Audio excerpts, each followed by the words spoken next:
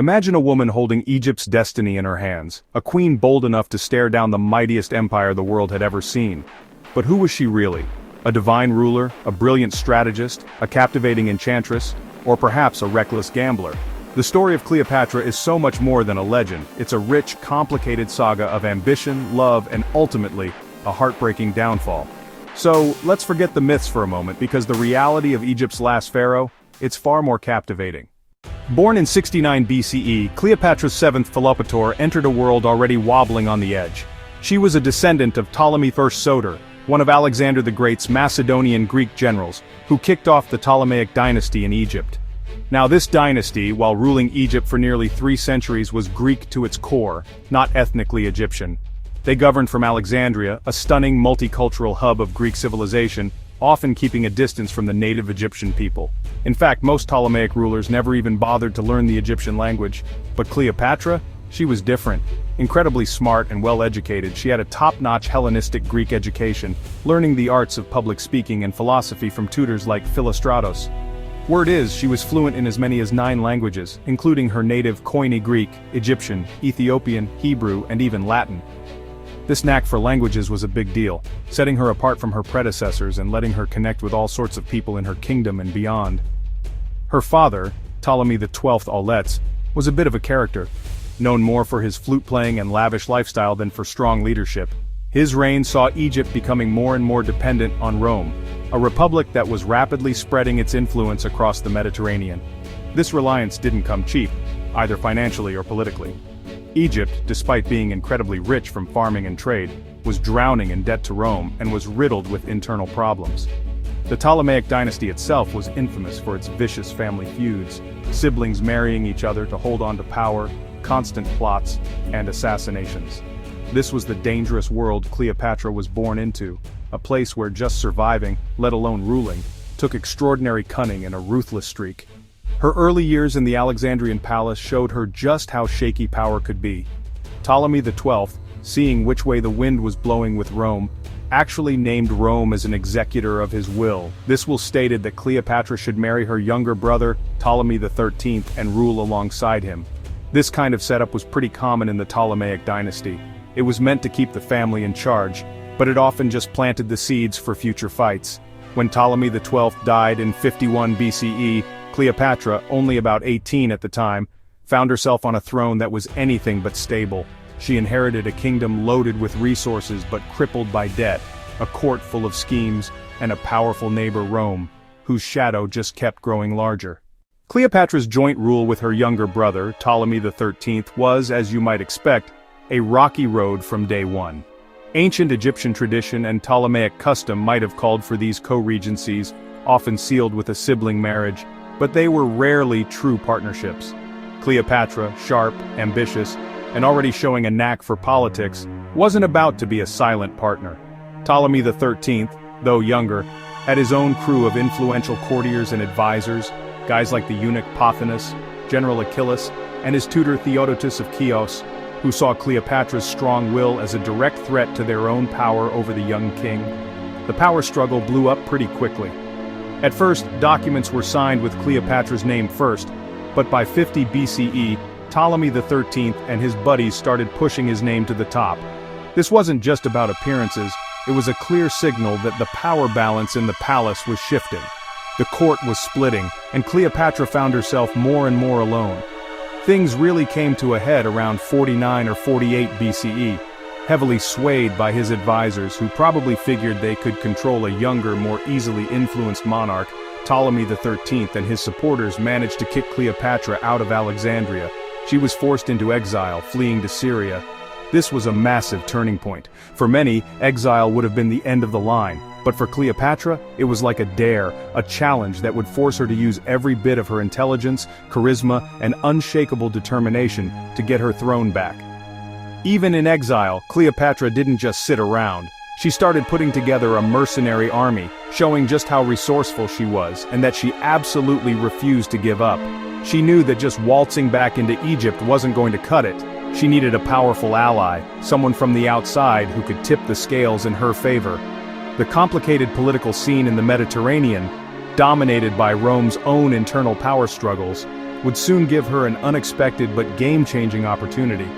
The stage was being set for one of history's most dramatic comebacks. While Cleopatra was plotting her return from exile, the Roman Republic was tearing itself apart in a civil war. The fight between Julius Caesar, a brilliant general and hungry politician, and Pompey the Great, another of Rome's top dogs, was nearing its explosive end.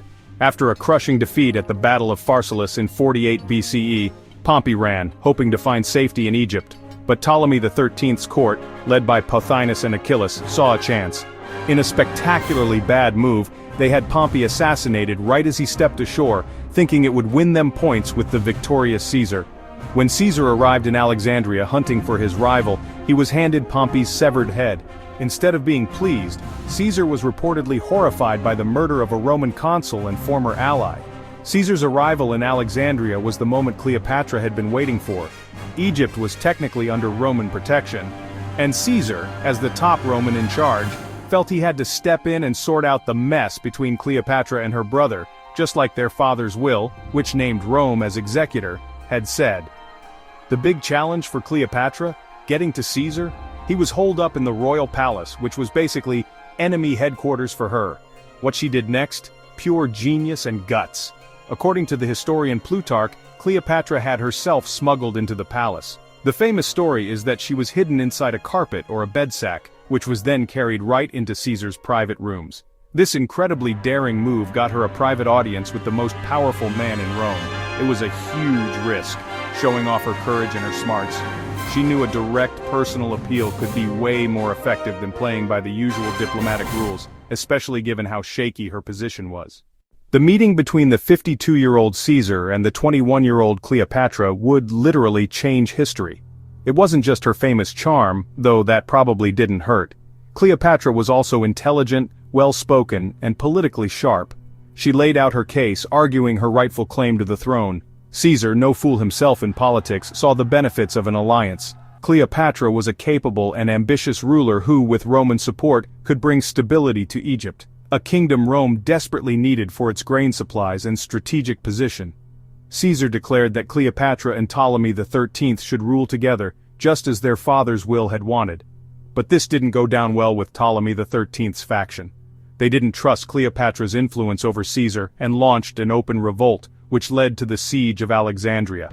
Caesar, with only a small force, found himself trapped in the royal palace with Cleopatra. Months of brutal fighting followed, during which parts of the legendary Library of Alexandria might have been damaged. Cleopatra's younger sister, Arsinoe IV, also escaped and started her own rebellion, making things even more complicated. Roman reinforcements finally showed up, and in early 47 BCE, Caesar's army crushed Ptolemy XIII's forces at the Battle of the Nile. Ptolemy XIII drowned in the river trying to escape. With her main rivals out of the picture, Caesar put Cleopatra back on the throne. To keep up appearances with Ptolemaic tradition, she was made co-ruler with her even younger brother, Ptolemy XIV, whom she also married. But make no mistake, everyone knew who was really calling the shots. Their alliance was both political and personal. Cleopatra had a son with Caesar, Ptolemy XIV Caesar, famously known as Caesarion or Little Caesar. This child was a powerful symbol, a potential heir to both Egyptian and Roman legacies, though Caesar never officially recognized him as such under Roman law. Around 46 BCE, Cleopatra, along with Ptolemy XIV and young Caesarion, visited Rome. They stayed in Caesar's villa, and Caesar granted both Cleopatra and Ptolemy XIV the official status of friend and ally of the Roman people. This visit definitely caused a stir in Rome, showing off Caesar's exotic queen to a society pretty wary of foreign influence.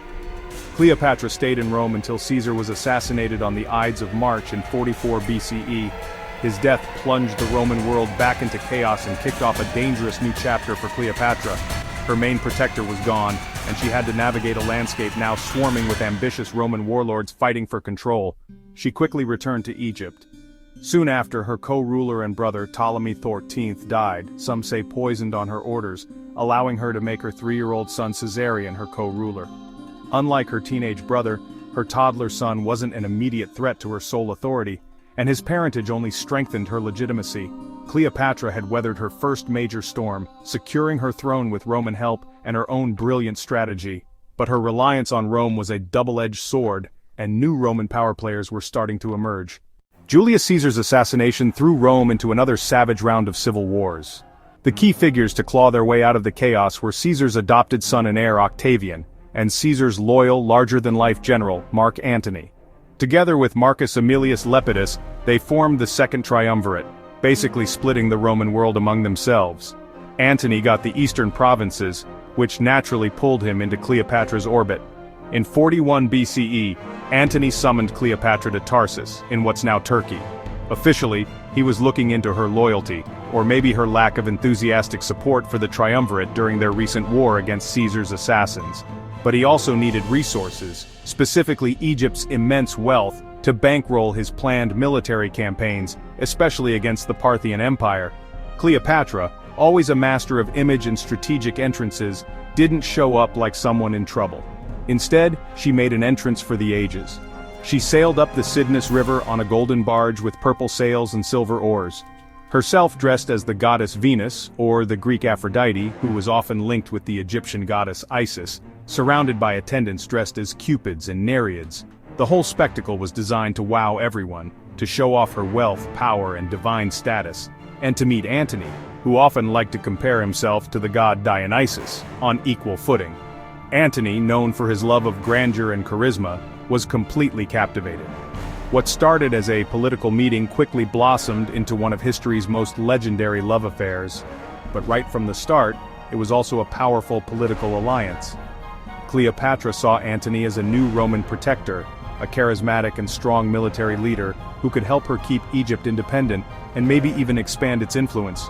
Antony, in turn, got access to Egypt's riches, its grain, gold, and shipbuilding capacity, all vital for his military goals and his political standing in Rome. They spent the winter of 40 BCE together in Alexandria, a time filled with lavish parties and strategic plotting. Cleopatra's intelligence, wit, and political savvy clearly impressed Antony just as much as her charm did. This wasn't just some Roman general being seduced by an exotic queen, it was a meeting of two ambitious, powerful people who saw how much they could gain by teaming up. In 40 BCE, Cleopatra gave birth to twins by Antony, Alexander Helios, the sun, and Cleopatra Selene II, the moon. Several years later in 36 BCE, they'd have another son, Ptolemy Philadelphus. Their relationship, though, wasn't without its hitches. Antony was already married to Fulvia, who was actively fighting Octavian in Italy. After Fulvia died, Antony, for political reasons, married Octavian's sister, Octavia, in 40 BCE to try and patch things up between the triumvirs. For a few years, Antony focused on Roman matters and his Parthian campaigns, spending time away from Cleopatra. But the pull of Egypt and its queen, and the strategic importance of their partnership, eventually drew him back. By 37 BCE, Antony had returned to Cleopatra, and their relationship was back on, more public and defiant than ever. He started giving Roman territories in the east to Cleopatra and her children, an act that became known as the Donations of Alexandria in 34 BCE. He declared Caesarion to be Caesar's true son and legal heir, a direct slap in the face to Octavian, whose whole claim to power rested on being adopted by Caesar. Antony also named Cleopatra Queen of Kings and her children as rulers of various territories. These moves were bold political statements, but they played right into Octavian's hands back in Rome. Octavian, a propaganda genius, pounced on Antony's relationship with Cleopatra and the Donations of Alexandria.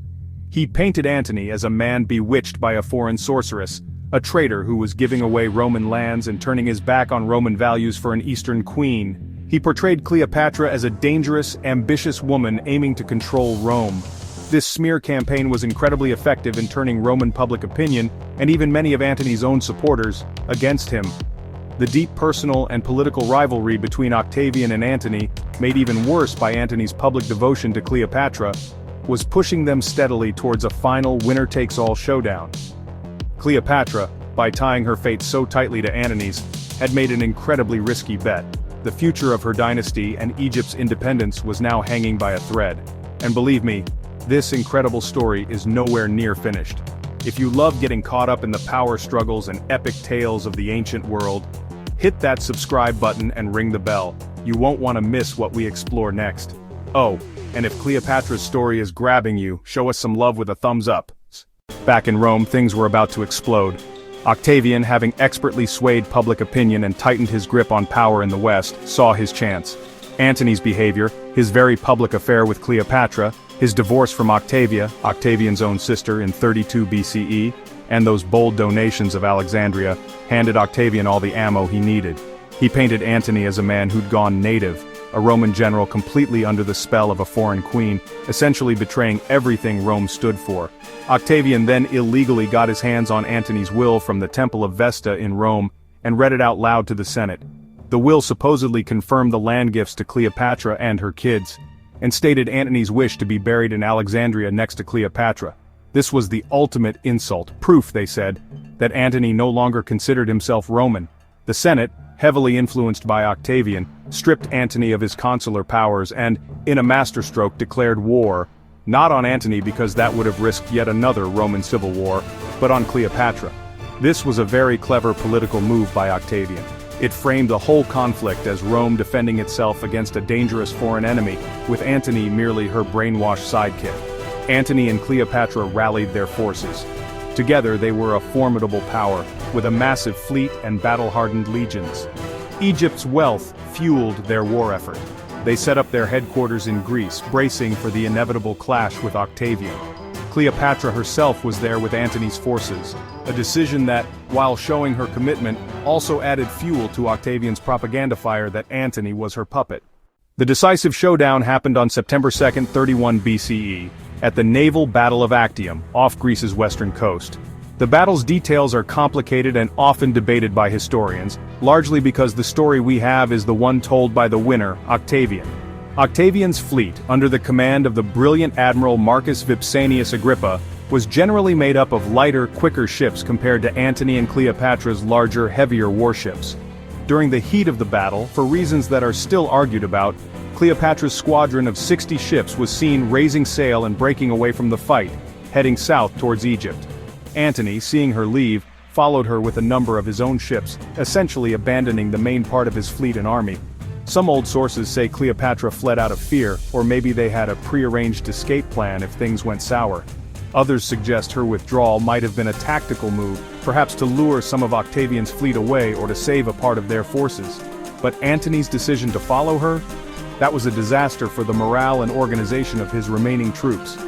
Whatever the exact reasons, the result was catastrophic. The leaderless rest of Antony's fleet was utterly crushed by Agrippa. Many of Antony's land forces stationed nearby saw the naval disaster and their commanders sailing away, and eventually they surrendered to Octavian. The Battle of Actium was the point of no return. It demolished Antony's military power and his political standing. For Cleopatra, it marked the beginning of the end for her rule and for Egypt's independence. Their joint strategy, built on mutual support and Egyptian resources, had failed spectacularly on the world stage. The way was now clear for Octavian to become the undisputed master of the Roman world and to set his sights on the final conquest of Egypt. Antony and Cleopatra made it back to Alexandria, their alliance still technically intact, but their dreams of an Eastern Empire, or even just survival, were fading fast. The noose was tightening. The year after the Actium disaster? It was pure desperation for Antony and Cleopatra. They limped back to Alexandria, their vibrant capital now living under a shadow of impending doom. News of their defeat spread like wildfire, and Antony's remaining allies and client kings started jumping ship to Octavian's side. Their attempts to regroup and scrape together new armies were pretty much useless. All the momentum was with Octavian. Cleopatra, always a realist even when things looked hopeless, reportedly tried several times to negotiate with Octavian. It's said she offered him huge amounts of money and priceless gifts, hoping to save her kingdom for her children, maybe even offering to send Antony into exile as a bargaining chip. But Octavian wasn't budging. He wanted total victory, the annexation of Egypt with all its incredible wealth, and to get rid of any potential rivals. Caesarion, Cleopatra's son by Julius Caesar, was a particular threat to Octavian's claim as Caesar's one true heir. Antony, meanwhile, sank into a deep depression, broken up by bouts of wild partying, as he watched his world crumble around him. He saw his legions deserting him, his power just vanishing into thin air. Octavian's forces systematically advanced, securing the eastern Mediterranean and gearing up for the final invasion of Egypt. In the summer of 30 BCE, Octavian's legions reached the outskirts of Alexandria.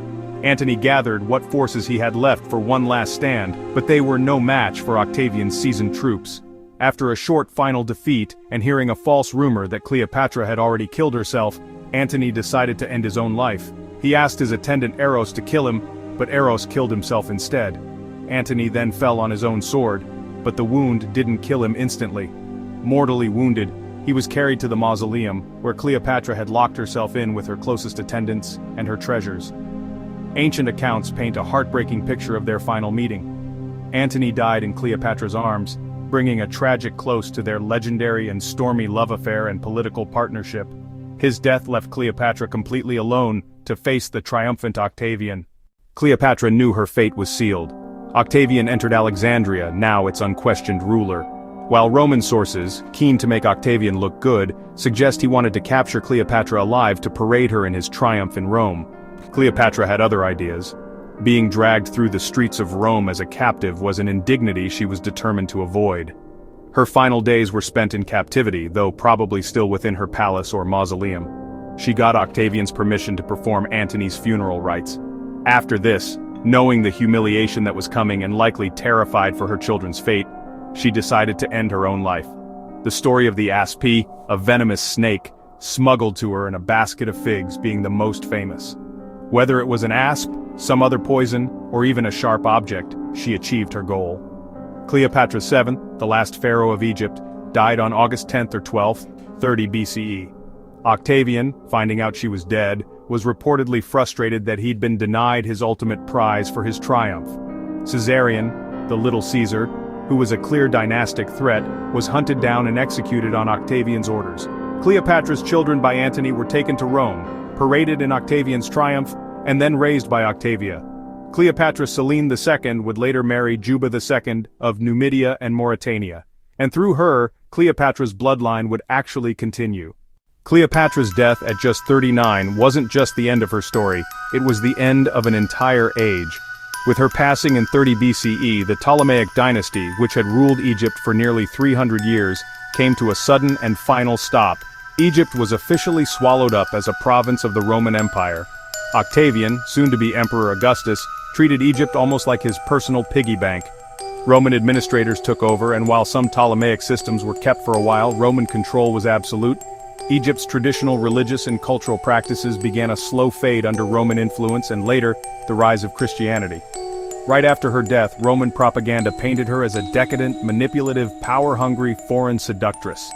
Yet, over the centuries, this flat, one-sided picture has been challenged and re-examined. Modern historians increasingly highlight her intelligence, political savvy, strategic brilliance, and sheer toughness. Cleopatra has become this timeless symbol of female power, a figure who smashed the sexist norms of her time to rule an empire. Her life has sparked countless plays, poems, operas, paintings, and movies, with each generation retelling her story. Today we see her as a complex, multi-layered figure, a brilliant strategist, a charismatic leader, a devoted mother. But Cleopatra, the last pharaoh of Egypt, continues to fascinate and captivate us, her name forever etched in history. What part of Cleopatra's story do you find most captivating? Share your thoughts in the comments below. We genuinely love to hear what you think. So, Cleopatra's time as queen? Think of it as this incredible high-stakes tightrope walk over a raging fire, a constant battle to keep Egypt free as Rome grew stronger and stronger. She used her brains, her charm, and her kingdom's wealth with amazing skill, forging alliances with the most powerful men of her day. Her relationships with Julius Caesar and Mark Antony weren't just casual flings, they were calculated risks, massive gambles for her throne and Egypt's future.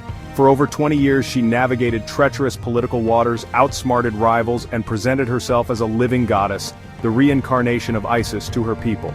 She fought tooth and nail to protect a Hellenistic world that Rome was relentlessly swallowing whole.